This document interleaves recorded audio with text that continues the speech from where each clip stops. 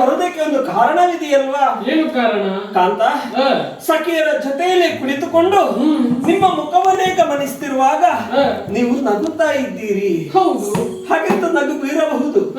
ನಗು ಬೀರುವಾಗ ಸುತ್ತಮುತ್ತಲು ಯಾರಿದ್ದಾರೆಂಬ ಯೋಚನೆ ಮಾಡಬೇಡುವಾ? ಅದು ಯಾಕೆ? ಯಾರಾದ್ರೂ ನೋಡಿದ್ರೆ, ಈಗ ನಾನು ನೋಡಿದಕ್ಕಾಯಿತು, ಉಳಿದವರು ಯಾರಾದ್ರೂ ನೋಡ್ತಿದ್ರೆ ಅವರು ಆಡುವಂತಹ ನುಡಿ ಹೇಗೆ ಗೊತ್ತಾ? ಹೇಗೆ? ಏನು ಅವರಷ್ಟಕ್ಕೆ ಅವ್ರು ನಗಾಡ್ತಾ ಇದ್ದಾರೆ, ಅವ್ರಿಗೇನು ಸರಿ ಇಲ್ವಾ ಅಂತ ಹಾಗೆಲ್ಲ ಹೇಳ್ತಾರೆ. ಅವರಿಗೇನು ಹುಚ್ಚ? ಯಾರು ಹೇಳೋದು? ಅಲ್ಲ, ನೋಡಿದವರು ಹೇಳ್ತಾರೆ. ನೀನು ಹೇಳುವುದಲ್ಲ, ನಾನು ಹೇಳಿದಲ್ಲ. ಅವರು ಆಡುವಂತಹ ಮಾತು ಹಾಗೆ, ಅವರಿಗೆ ಹುಚ್ಚ ಹಾಗೆ ಹೇಳುವವರು ಹೇಳ್ತಾರೆ. ಏನು ಮಾಡುವುದಕ್ಕಾಗ್ತದೆ? ನೀವು ಕೇಳಬೇಕಾಗ್ತದೆ ಅದನ್ನೆಲ್ಲ. ನೀವು ಕೇಳದಿದ್ರೆ, ನನ್ನ ಕಿವಿಗೆ ಕೇಳಿದ್ರೆ ನನಗೆ ಸಹಿಸಕ್ಕಾಗುವುದಿಲ್ಲ.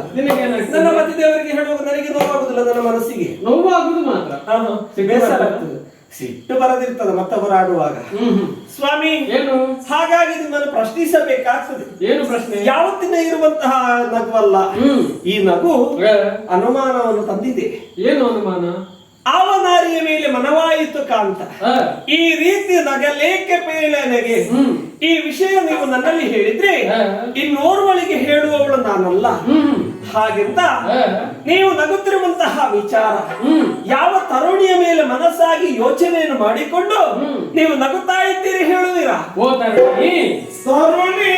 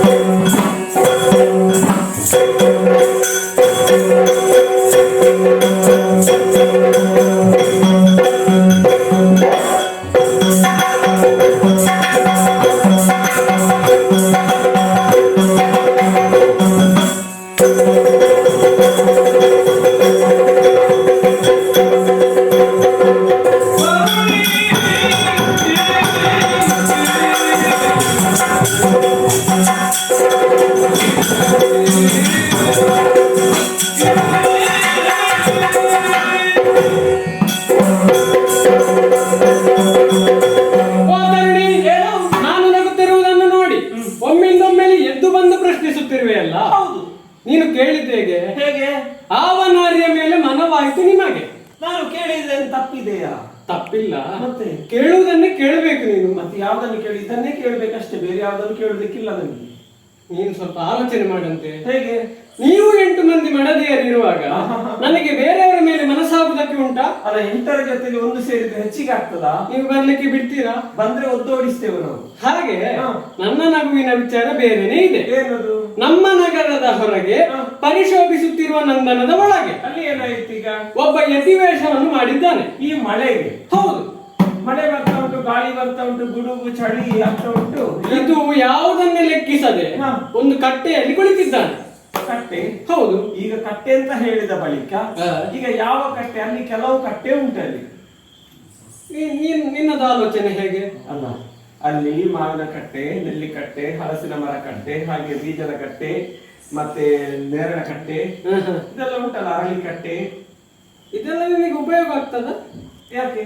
ಅಲ್ಲ, ಕಟ್ಟೆ ಆ ಮರದ ಕಟ್ಟೆ ಇದೆ, ನೇರಳ ಮರ ಕಟ್ಟೆ ಇದೆ, ಬೀಜದ ಮರದ ಕಟ್ಟೆ ಇದೆ, ಹಲಸಿನ ಮರದ ಕಟ್ಟೆ ಇದೆ, ಮಾವಿನ ಮರದ ಕಟ್ಟೆ ಇದೆ, ಅರಳಿ ಮರದ ಕಟ್ಟೆ ಇದೆ. ಇದು ಯಾವ ಕಟ್ಟೆ? ಇದು ಯಾವ ಕಟ್ಟೆ? ಅರಳಿ ಕಟ್ಟೆ. ಅರಳಿ ಕಟ್ಟೆನಾ? ಹೌದು. ಓ, ಹಾಗಿದ್ರೆ ಇದು ಮಾವಿನ ಕಟ್ಟೆ ಅಲ್ಲ. ಅಲ್ಲ, ಮಾವಿನ ಮರದ ಕಟ್ಟೆಯೇ ಅಲ್ಲ. ಅಲ್ವೇ ಅಲ್ಲ. ಅರಳಿ ಕಟ್ಟೆಯಲ್ಲಿ ಕುಳಿತಿದ್ದಾನೆ. ಈ ವೇಷವನ್ನು ಮಾಡಿಸಿದವರು ಯಾರು ಗೊತ್ತಾ? ಯಾರು? ನಾನೇ. ಹೌದು, ನಾನೇ. ಈಗ ಅವನಿಗೆ ವೇಷ ಮಾಡೋದಕ್ಕೆ ಬರುದಿಲ್ಲ, ದಾರಿಯಲ್ಲಿ ಹೋಗೋ ಬಂದು ಕುಳಿತುಕೊಂಡವನ. ಪ್ರೇರಣೆ ಕೊಟ್ಟವನು ನಾನು. ಪ್ರೇರಣೆ ಕೊಟ್ಟವನು? ಹೌದು. ಹಾಗಿದ್ರೆ ಇದೇನು, ಯಾರು ಬಂದವ? ಯಾರು ಆತ? ಯಾರು ಗೊತ್ತಾ? ದಾರಿಯಲ್ಲಿ ಹೋಗುವ. ದಾರಿಯಲ್ಲಿ ಹೋಗುವ ಯಾರು ಅಲ್ಲ, ಮತ್ತೆ ನನ್ನ ಭಾವ ಅರ್ಜುನ. ನಿಮ್ಮ ಭಾವ? ಹೌದು, ನನ್ನ ಭಾವ ಅರ್ಜುನ. ನಿಮ್ಮ ಭಾವ ಅರ್ಜುನ ಈ ರೀತಿಯಾಗಿ ವೇಷವನ್ನು ಮಾಡುವುದಕ್ಕೆ ಹೇಳಿಕೊಟ್ಟವರು ನೀವು? ನಾನು. ಹಾಗಿದ್ರೆ ಇದು ನಿಮ್ಮ ನಾಟಕವಾ? ನಾಟಕ. ನಾಟಕದ ಹೆಸರೇನು ಸ್ವಾಮಿ? ಭಾವ. ಭಾವ ಭಾವ ಅಷ್ಟೇ? ಅಷ್ಟೇ. ನಾನು ಭಾವ, ನನಗೆ ಅವ ಭಾವ. ಹಾಗಿದ್ರೆ ನೀವು ನಾಳೆಯಿಂದ ಹೇಳಿಕೊಂಡು ಹೋದ್ರೆ ಆಯ್ತು. ಭಾವ ಬಂದರು ಅಂತ ಊರಿಗೆ ಹೇಳಿಕೊಂಡು ಹೋದ್ರೆ ಆಯ್ತು. ಬೇಡ ಬೇಡ, ನಾನು ಹೇಳುವುದಿಲ್ಲ. ಇದು ಯಾಕೆ ಮಾಡಿದ್ದೆ ಗೊತ್ತಾ? ಯಾಕೆ? ಒಂದು ಒಳ್ಳೆ ಕಾರ್ಯಕ್ಕಾಗಿ ಮಾಡಿದ್ದೇನೆ. ಒಳ್ಳೆ ಕಾರ್ಯಕ್ಕೆ? ಹೌದು. ಈ ವೇಷದಿಂದ ಒಂದು ಮೋಸ ಆಗುವುದಕ್ಕೆ ಉಂಟು ಈಗ. ಯಾರಿಗೆ, ಯಾವಾಗ, ಎಲ್ಲಿ, ಎಷ್ಟು ಹೊತ್ತಿಗೆ, ಹೇಗೆ? ಇವತ್ತ, ನಾಳೆಯ, ಯಾವತ್ತು? ನಿಲ್ಲು. ಅವಸರ ಉಂಟಾ? ಇಲ್ಲ. ಎಲ್ಲಿಗಾದ್ರೂ ಹೋಗ್ಲಿಕ್ಕೆ ಉಂಟಾ? ಇಲ್ಲ. ಹೋಗ್ಲಿಕ್ಕಿದ್ರೆ ಹೋಗಿ ಬಾ, ಮತ್ತೆ ಹೇಳ್ತೇನೆ. ಹೋಗ್ಲಿಕ್ಕಿದ್ರೆ ನಿಮ್ಮ ಜೊತೆಯಲ್ಲೇ ಕರ್ಕೊಂಡು ಹೋಗುದು. ನಾನು ಒಬ್ಬಳಾಗಿ ಹೋಗ್ಲಿಕ್ಕೆ ಇಲ್ಲ. ಎಲ್ಲಿಗೆ ಹೋಗ್ತಿದ್ರು? ನನ್ನ ಮಾತನ್ನು ಕೇಳ್ತೀಯ ಈಗ? ಕೇಳ್ಬೇಕಾದ್ರೆ ನೀವು ಹೇಳ್ಬೇಕು. ಸ್ವಲ್ಪ ಸುಮ್ಮನಿರು, ಹೇಳ್ತೇನೆ ಎಲ್ಲ ವಿಚಾರ. ಹ್ಞೂ ಅಂತ ಹೇಳಿದ್ರೆ ಸಾಕ? ಅಲ್ಲ, ಕೇಳು, ಮತ್ತೆ ನಿನ್ಗೆ ಏನಾಗ್ತದೆ ಅದು ಹೇಳು. ನೋಡು, ವೇಷ ಮಾಡುವವರೆಲ್ಲ ಮೋಸಗಾರರಲ್ಲ. ಈ ವೇಷದಿಂದ ಒಂದು ಕಲ್ಯಾಣವಾಗುವುದಕ್ಕೆ ಉಂಟು. ಹಾಗಿದ್ರೆ ವೇಷ ಮಾಡಿಸುವ ಮೋಸಗಾರನ ನೋಡುವವರಿಗೆ ಹಾಗೆ ಈ ವೇಷದಿಂದ ಒಂದು ಕಲ್ಯಾಣವಾಗುವುದಕ್ಕೆ ಉಂಟು. ನನ್ನಣ್ಣನಾದಂತಹ ಬಲಭದ್ರ ಸ್ವಾಮಿಯು ನನ್ನ ತಂಗಿಯಾದಂತಹ ಸುಭದ್ರೆಯನ್ನು ಅವನ ಪಟ್ಟದ ಶಿಷ್ಯನಾದಂತಹ ಕೌರವನಿಗೆ ಕೊಟ್ಟು ಮದುವೆ ಮಾಡುವುದೆಂದು ತೀರ್ಮಾನಿಸಿದ್ದಾನೆ. ನಿರ್ಧಾರ ಕೈಗೊಂಡಾಯ್ತು. ಈಗ ನಿರ್ಧಾರ ಕೈಗೊಂಡಿದ್ದಾನೆ. ಆದ್ರೆ ನನ್ನ ತಂಗಿಗೆ ಮದುವೆ ಆಗ್ಲಿಕ್ಕೆ ಇಷ್ಟ ಇಲ್ಲ. ನಿಮಗೆ ಮನಸ್ಸುಂಟಾ? ನನಗೂ ಮನಸ್ಸಿಲ್ಲ. ಅದಕ್ಕೆ ಈಗ ಸುಭದ್ರೆಯನ್ನು ಅಷ್ಟು ಮುದ್ದಿನಿಂದ ಸಾಕಿದ್ದೇನಲ್ಲ, ಹಾಗಾಗಿ ಮುಂದಿನ ದಿನದಲ್ಲಿ ಏನಾಗ್ತದೆ? ನನ್ನ ಅಣ್ಣನಿಗೆ ಮದುವೆ ಅಲ್ಲ, ಋಷಿ ಮುನಿಗಳು ಹೇಳಿದ್ರೆ ಬಹಳ ಪ್ರೀತಿ ಅಲ್ಲ. ಹಾಗೆ ಈಗ ಏನಾಗ್ತದೆ? ನನ್ನ ತಂಗಿಯನ್ನು ಋಷಿ ಮುನಿಗಳ ಪಾದ ಸೇವೆಗೆಂದು ಕಳುಹಿಸಿ ಕೊಡುತ್ತಾನೆ. ಆಗ ಋಷಿ ವೇಷದಲ್ಲಿ ಯಾರಿದ್ದಾರೆ?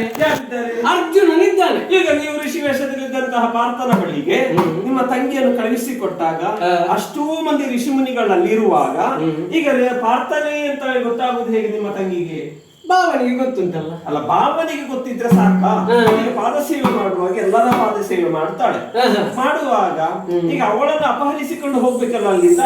ಅದಕ್ಕೊಂದು ಉಪಾಯ ಉಂಟು. ಎಲ್ಲರ ಮುಂದೆ ಅಪಹರಿಸಿಕೊಂಡು ಹೋಗುದು ಹೇಗಂತ ಬೇಕಲ್ಲ ಅದು ನಾನು ಕಣ್ಸೊನ್ನೆ ಮಾಡ್ತೇನೆ ಭಾವನಿಗೆ. ಗೊತ್ತಾಯ್ತು? ಇಲ್ಲದಿದ್ರೆ ಈ ಕೆಲಸಕ್ಕೆ ನಾನು ಇಳಿತೇನಾ? ಮತ್ತು ನಿಮ್ಮದು ಹೇಳಿ, ನಾನು ಮತ್ತೆ ಹೇಳ್ತೇನೆ ನಿಮ್ಮ ಕತೆ.